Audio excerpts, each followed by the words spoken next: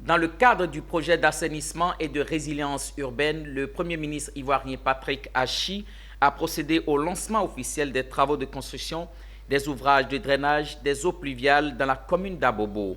Ce projet, doté d'une enveloppe de 155 milliards de francs CFA, est logé au sein du ministère de l'Assainissement et de la Salubrité.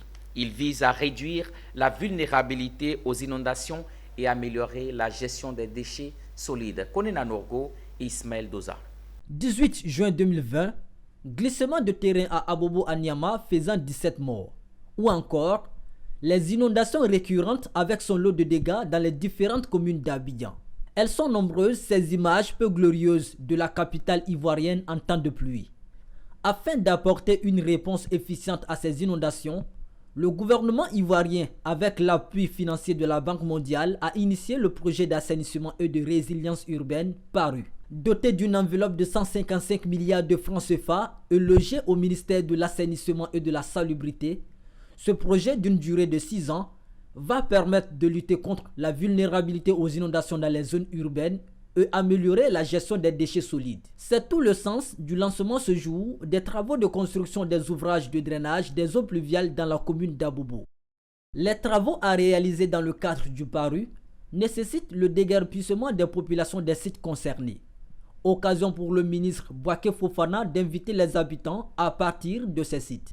Ce projet porte sur d'importants travaux à travers le district autonome d'Abidjan, dans plusieurs villes d'intérieur, et traduit la volonté du gouvernement d'apporter une réponse pertinente aux risques d'inondation sur l'ensemble du territoire national en période de forte pluie, avec l'accompagnement et l'appui de la Banque mondiale. Le projet d'assainissement et de résilience urbaine vient donc renforcer l'action du gouvernement pour atténuer les risques d'inondation. Pour cela, nous devons casser des œufs, malheureusement, en déplaçant des personnes. D'Abobo, je lance donc un appel aux populations installées sur les sites d'ouvrage, à Yopougon, à Cocody, partout dans le Grand Abidjan et même à l'intérieur du pays, d'accepter le sacrifice de partir volontairement pour que le gouvernement puisse assainir ces lieux pour le bien-être de tous.